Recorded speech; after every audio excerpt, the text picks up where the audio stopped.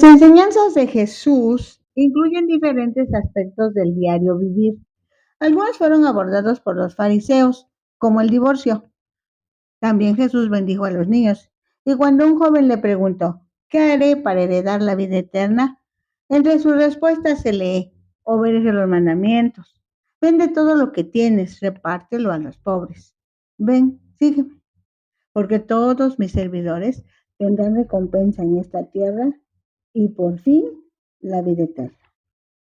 Oremos, Padre, gracias porque tú nos dejas saber los planes tuyos, nos compartes tu verdad y nos animas a que nosotros te sirvamos con alegre corazón, sabiendo que tú no te quedas con nada que nos pertenezca. Gracias, Dios.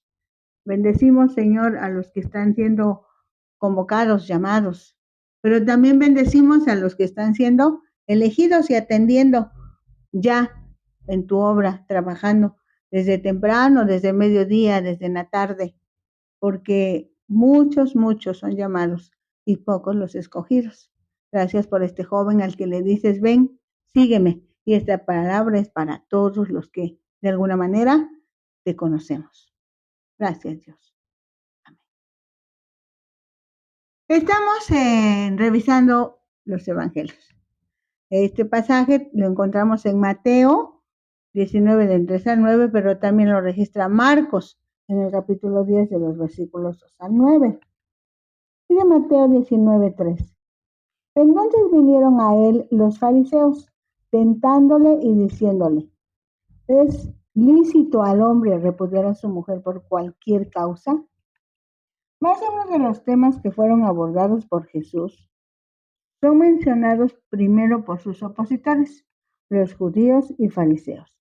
La expresión judíos y fariseos se refiere a las autoridades religiosas de los judíos en ese tiempo, cronológicamente hablando, quienes se sentían agredidos cuando Jesús puntualizaba en que su proceder no era de acuerdo a la ley de Moisés. Para ese momento histórico, la ley de Moisés había sido violentada por las autoridades religiosas, quienes exigían el cumplimiento de la ley, pero solo de la letra, porque el espíritu de la ley era ignorado. De ahí el motivo de la pregunta. ¿Es lícito al hombre repudiar a su mujer por cualquier causa? Repudiar se refiere al acto de divorciarse o separarse legalmente de la esposa, donde el esposo es quien toma la iniciativa y decide poner fin al matrimonio. Por cualquier causa, por cualquier cosa, indica que no hay limitaciones o razones específicas requeridas para el repudio. El esposo podía decidir terminar el matrimonio por cualquier motivo que a él le parezca justificado, como comida no bien preparada a su juicio, falta de hijos o porque ya no le agradara al esposo. Esta forma de legislar dejaba a la esposa en estado de indefensión, casi atada para defenderse, porque le daba al marido las atribuciones de romper el compromiso matrimonial, no hacía a la esposa. Dice Mateo 19:4, él respondiendo les dijo, ¿no habéis leído que el que los hizo al principio, varón y hembra los hizo? Y dijo, por esto el hombre dejará padre y madre y se unirá a su mujer y los dos serán una sola carne. Jesús enfatiza la necesidad, la bendición y determinación de vivir en pareja en un nuevo estado civil, casado. Así que en el diseño de la creación, Dios instituyó el matrimonio como la célula que, unida al resto del organismo, integra una sociedad con principios y valores del reino. Para que funcione, deben ser principios y valores del reino. Entre esos principios está la decisión de formar una familia. Para ellos es indispensable que haya un buen ejercicio de autoridad. Al formar un nuevo núcleo familiar, deben saber que ahora son una nueva familia, por consiguiente se separarán de sus padres. Al estar unidos, juntos y separados de sus respectivos padres, podrán disfrutar relaciones interpersonales de todo tipo, incluyendo las relaciones sexuales, lo que les asegura placer y multiplicación de la raza humana. Dice Mateo 19:6, así que no son ya más dos, sino una sola carne. Por tanto, lo que Dios juntó, no lo separe el hombre. Jesús establece el principio de la unidad y permanencia del matrimonio, confirmando lo que dice en Génesis 2:24. La permanencia se consigue por medio del compromiso, la fidelidad y el amor dentro del matrimonio, haciéndolo invencible en relación con el tiempo y las dificultades. La unidad es en todos los aspectos, espiritual, emocional y física. Dice Mateo 19:7, le dijeron, ¿por qué pues mandó Moisés dar carta de divorcio y repudiarla? Los fariseos hacen esta pregunta en base a Deuteronomio 24:1 al 4, que dice, cuando alguno tomare mujer y se casare con ella, si no le agradare por haberle hallado en ella alguna cosa indecente, le escribirá carta de divorcio y se le entregará en su mano y la despedirá de su casa. Y salida de su casa podrá ir y casarse con otro hombre. Pero si le aborreciera este último y le escribiere carta de divorcio y se la entregara en su mano y la despidiere de su casa, o si hubiera muerto aquel hombre que la tomó por mujer, no podrá su primer marido que la despidió volverla a tomar por mujer después que fue envilecida, porque es abominación delante de Jehová y no has de pervertir la tierra que Jehová tu Dios te da por heredad. Dice Mateo 19:8. Él les dijo, por la dureza de vuestro corazón, Moisés os permitió repudiar a vuestras mujeres, mas al principio no fue así. Jesús enfatiza que al principio Dios diseñó el matrimonio como una unión permanente, fiel y armoniosa, pero los hombres, o sea, los seres humanos, hombre y mujer, lejos de los principios divinos, endurecen su corazón, entonces son capaces de cometer fornicación, adulterio, o sea, inmoralidad sexual, lo que lleva a la separación o divorcio como resultado del pecado.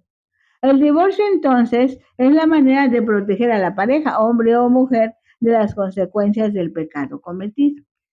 Dice Mateo 19:9, y yo os digo que cualquiera que repudia a su mujer, salvo por causa de fornicación, y se casa con otra, adultera. Y el que se casa con la repudiada, adultera.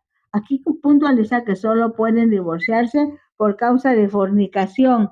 Se refiere a la inmoralidad sexual, prostitución, relaciones prematrimoniales, adulterio, incesto, todo eso.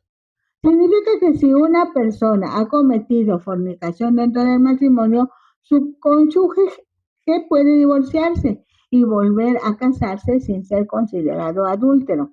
Ahora bien, si la causa del divorcio o separación no es fornicación, para Dios ese divorcio no vale, no es legal. Es por eso que los que se separaron no deben volver a casarse porque estarían cometiendo adulterio y los adúlteros no heredarán el reino de los cielos.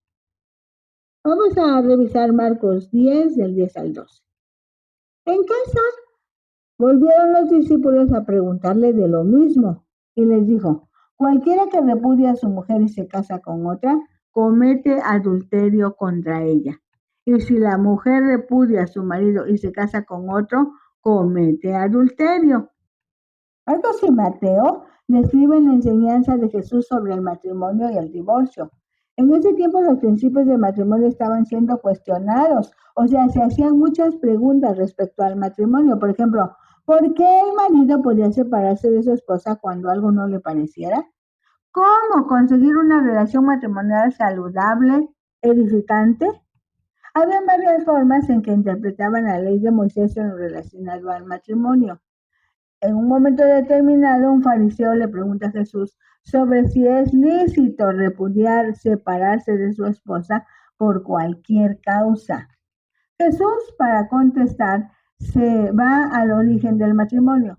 Se regresa hasta el momento de la creación, haciendo hincapié que el matrimonio fue establecido desde el principio de la creación, cuando expresa lo que Dios juntó, no lo separe el hombre.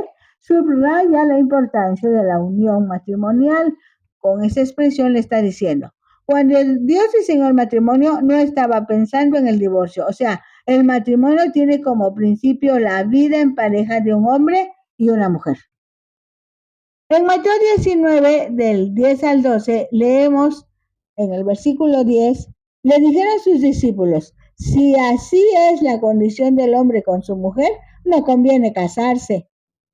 Como buenos humanos, los discípulos de Jesús buscan la solución fácil para un asunto que a ellos les parece complicado. Y es que, si bien el matrimonio es una institución divina, resulta muy difícil disfrutar la relación matrimonial aplicando principios divinos. Así que su conclusión es, mejor no me caso, no conviene casarse. Dice Mateo 19:11. Entonces él les dijo, no todos son capaces de recibir esto, sino aquellos a quienes es dado. Jesús les hace una aclaración muy importante cuando les dice, no todos son capaces de recibir esto. Esto se refiere al regalo de no casarse.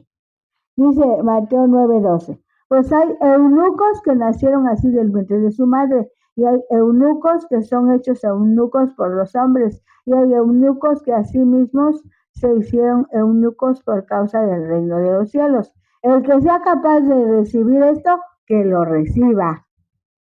Explicación sobre la palabra eunuco.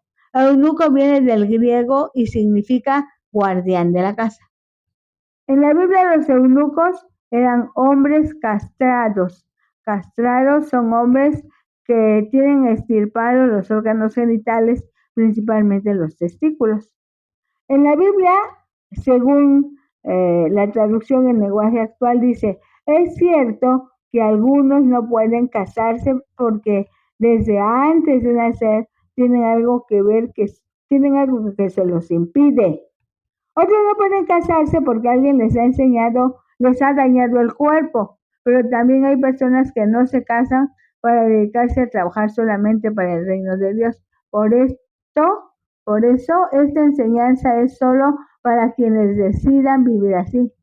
A manera de aclaración, este versículo no está condenando al matrimonio, sino que presenta una reflexión sobre la diversidad de caminos en la vida cristiana y la importancia de la dedicación al servicio de Dios, incluso si esto implica renuncia al matrimonio. Dice Marcos 10 del 13 al 16 y también encontramos en Mateo 19 y en Lucas 18. Este pasaje, la idea de este pasaje se repite en los 3 evangelios conocidos como sinópticos.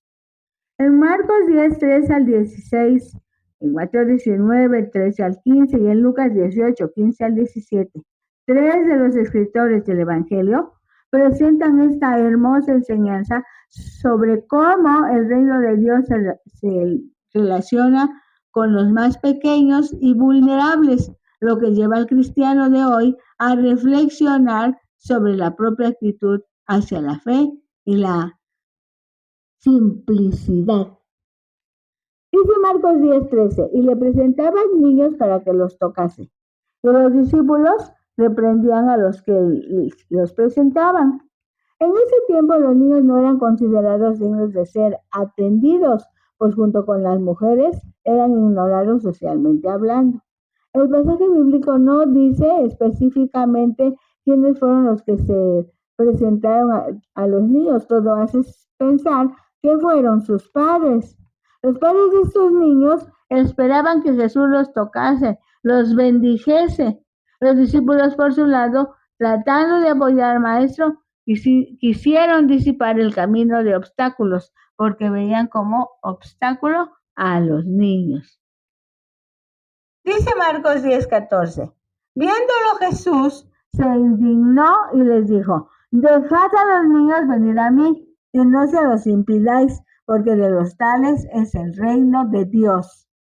En este evento se descubre que Jesús también ama a los niños, hasta indignarse por la actitud de los discípulos que queriendo apoyar realmente consiguen lo contrario. Si lo relacionamos con lo que sucede en nuestros días, muchas veces se ha vivido una experiencia similar. Los que se supone deben orientar a los demás resultan un estorbo a la bendición de Dios o que Dios quiere entregar a algunas personas. Cuando dice de los tales es al reino de los cielos, quiere expresar que los que se asemejan a los niños en su fe, que es simple, sincera, sin complejos, es decir, en su confianza y humildad, son los que realmente pertenecen a su reino. Marcos 10:15, revisamos la Biblia. De cierto os digo, que el que no reciba el reino de Dios como un niño, no entrará en él. Así que Jesús toma a los niños como ejemplos de fe que agrada a Dios.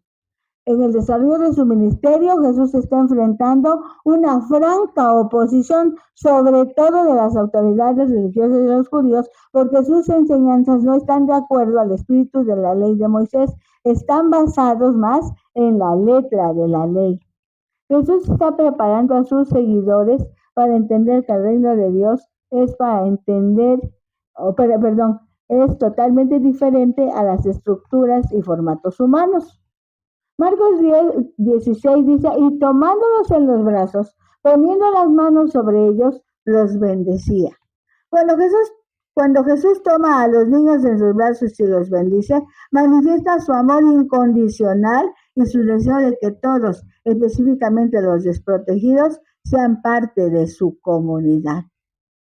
Entonces la reflexión es cómo se acerca a Dios cada uno de sus hijos. ¿Cómo recibe el mensaje de Dios cada uno de sus hijos? La relación con Dios debe ser auténtica, despojándose de barreras, prejuicios y egoísmo. ¿Cómo cuidan y valoran a los más vulnerables en la sociedad? ¿A quiénes atiende Dios? A los que se acercan con la pureza y sencillez de un niño. Marcos 10 del 17 al 22 y también lo registra Mateo y Lucas. Dice, al salir él para seguir su camino, vino uno corriendo, e hincando la rodilla delante de él, le preguntó, Maestro bueno, ¿qué haré para heredar la vida eterna? En el momento del evento, Jesús ya había realizado muchos milagros y enseñanzas que desafiaban las convenciones sociales y religiosas de su época. El joven que se acerca a Jesús representa a una figura respetada en la sociedad, porque todos los que lo conocen saben que es obediente a la ley de Moisés. A pesar de esta conducta, su búsqueda de la vida eterna revela que, no importando su posición, siente una insatisfacción que lo lleva a buscar a Jesús. La cultura de ese tiempo valoraba el estatus y la riqueza, lo que hace que el mensaje de Jesús sea aún más revolucionario, pues desafió al joven a desprenderse de sus bienes. Así que a través de este desafío, Jesús condena la idolatría de la riqueza y subraya la importancia de la fe y la dependencia de Dios. Dice Marcos 10 al 18. Jesús le dijo, ¿por qué me llamas bueno? Ninguno hay bueno, sino solo Dios. Jesús destaca que la única bondad viene de Dios. Solamente Dios es bueno. Cuando Jesús hace esta afirmación, destaca su humildad. Desde que el hombre pecó, aunque se esfuerce por ser bueno, siempre su bondad es imperfecta. Pues la verdad verdadera y perfecta, tiene su origen en Dios. Dice Marcos 10:19. Los mandamientos sabes, no adulteres, no mates, no hurtes, no digas falso testimonio, no defraudes, honra a tu padre y a tu madre. 6 de los 10 mandamientos que tienen un significado profundo para aplicarlos correctamente y vivir una vida en santidad. No adulteres. Adulterio se refiere a tener relaciones sexuales con alguien que no es su cónyuge.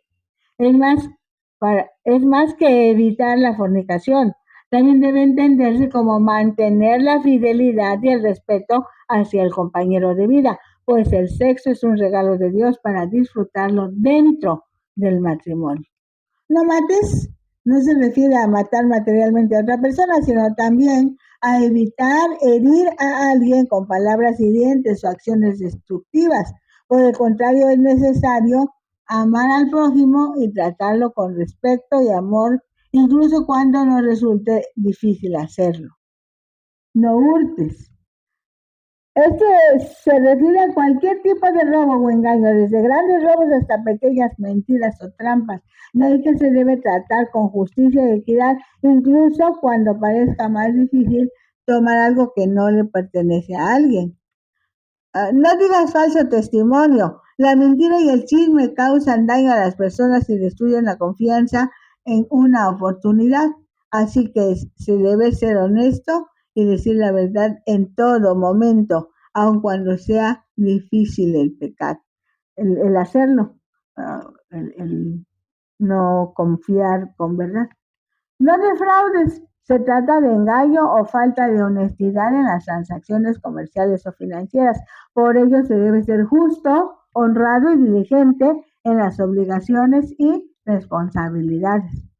Honra a tu padre y a tu madre. La promesa para quien obedezca este mandamiento es que se alarguen sus días en la tierra que Jehová tu Dios te da, según Éxodo 20:12. De ahí que los hijos deben respetar y cuidar de sus padres, manifestándose cuánto se les ama y aprecia.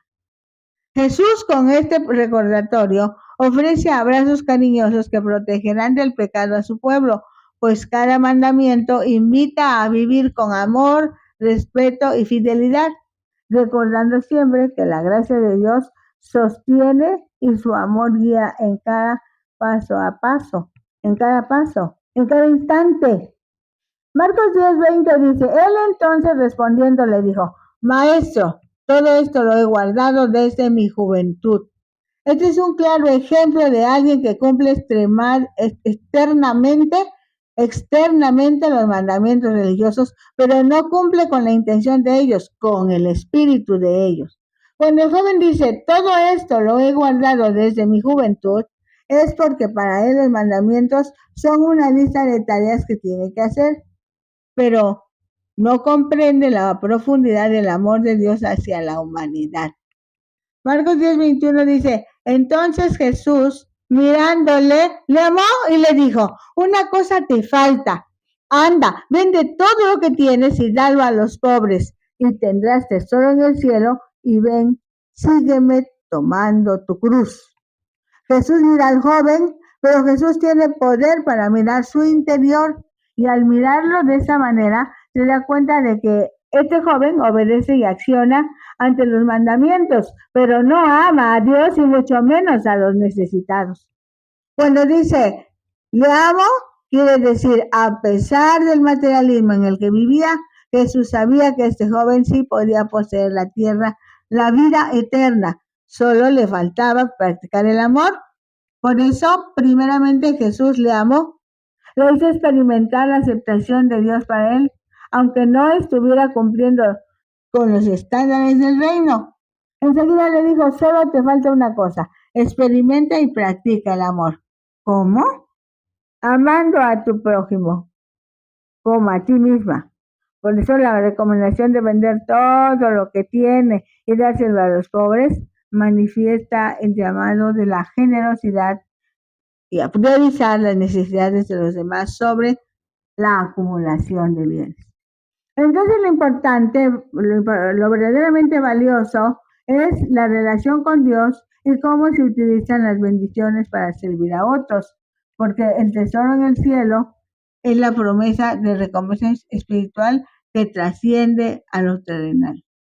Con esta convicción, ahora sí, le dice Jesús al joven, ven, actúa siguiendo mis pasos. Ya no vayas por donde tú quieres ir, ven y sígueme. Sigue a Jesús. Pero eso no es todo. Cuando te decidas seguir a Jesús, toma tu cruz. La cruz habla de sacrificio, compromiso, responsabilidad para ayudar a los que no tienen. Dice Marcos 10:22, pero él, afligido por esta palabra, se fue triste porque tenía muchas posesiones. Es necesario recordar que Dios mira el parecer y si bien la salvación es por gracia, es un regalo de Dios. Uno de los frutos de la salvación es precisamente el amar a Dios por sobre todas las cosas. Y amar a otros es la manifestación la materialización de la bendición espiritual. Marcos 10, 23 al 27, y también Mateo y Lucas lo registran, dice: entonces Jesús, mirando alrededor, dijo a sus discípulos: cuán difícilmente entrarán en el reino de Dios los que tienen riquezas. Las riquezas pueden crear una barrera que impide una relación genuina con Dios. Entre los judíos de la época, la riqueza era a menudo vista como una señal de bendición divina, lo que hacía que a la declaración de Jesús fuera un contragolpe a su posición financiera. Implica entonces una lucha interna, donde la dependencia de las posesiones materiales y la avaricia pueden desviar a las personas del camino espiritual. Marcos 10, 24 dice: los discípulos se asombraron de sus palabras, pero Jesús, respondiendo, volvió a decirles: hijos, cuán difícil les es entrar en el reino de Dios a los que confían en las riquezas. La aclaración que el Señor Jesús hace es muy importante, porque entonces los que tienen riquezas, para los que tienen riquezas, no es lo mismo que los que confían en las riquezas. La corrección es: las riquezas no es el problema. La realidad es que algunos confían en las riquezas, cuando en un momento determinado las riquezas no son significativas para los ciudadanos del reino de Dios. Dice Marcos 10:25. Más fácil es pasar un camello por el ojo de una aguja que entrar un rico en el reino de Dios. Respecto a pasar un camello por el ojo de una aguja, existen interpretaciones diferentes de las que la enseñanza central de la metáfora del ojo de una aguja es: las riquezas materiales no deben ser un obstáculo en nuestra relación con Dios, y la verdadera riqueza proviene de llevar una vida conforme a los principios divinos. El versículo 26 dice: ellos se asombraban aún más diciendo entre sí: ¿quién pues podrá ser salvo? Entonces Jesús, mirándolos, dijo: para los hombres es imposible, mas para Dios no, porque todas las cosas son posibles para Dios. Esto sugiere que aunque puede ser muy difícil para una persona rica desprenderse de sus posesiones terrenales y seguir a Cristo, nada es imposible con la ayuda y gracia de Dios. En Mateo 19, del 27 al 30 encontramos: entonces respondiendo Pedro le dijo: he aquí, nosotros lo hemos dejado todo y te hemos seguido. ¿Qué pues tendremos? El curso al aire libre que Jesús diseñó para sus discípulos le había capacitado para los asuntos del reino. Sin embargo, Pedro le hace la pregunta que ha estado en su boca desde días antes. Conviene puntualizar en que Pedro dijo: lo hemos dejado todo. Sí, posiblemente no fue mucho, pero fue todo. Y el sacrificio no se mide por la cantidad que se entrega, sino por el amor que lo impulsó. Otro aspecto importante: dejamos todo, te hemos seguido con la intención de ser como Él, como Jesús. Los discípulos tuvieron todo un proceso, vieron a Jesús, dejaron todo para seguirlo. Ese es un principio para la santidad, pues la santidad es apartarse del mal y acercarse a Dios con amor. Mateo 19:28 dice: y Jesús les dijo: de cierto os digo que en la regeneración, cuando el Hijo del Hombre se siente en el trono de su gloria, vosotros que me habéis seguido también os sentaréis sobre 12 tronos para juzgar a las 12 tribus de Israel. Y cualquiera que haya dejado casa o hermanos o hermanas o padre o madre o mujer o hijos o tierras por mi nombre, recibirá 100 veces más y heredará la vida eterna. Pero muchos primeros serán postreros y postreros primeros. Este es un momento clave en el ministerio de Jesús, donde se aborda el tema de los sacrificios que los seguidores deben hacer por amor a Él y la promesa de la recompensa eterna. Además de que las decisiones y prioridades exponen la fe y el compromiso con la enseñanza de Cristo. Medítalo, reflexiónalo, comparte. Busca en YouTube a Rosario Hernández Ojeda, en Facebook, disfrutando la palabra.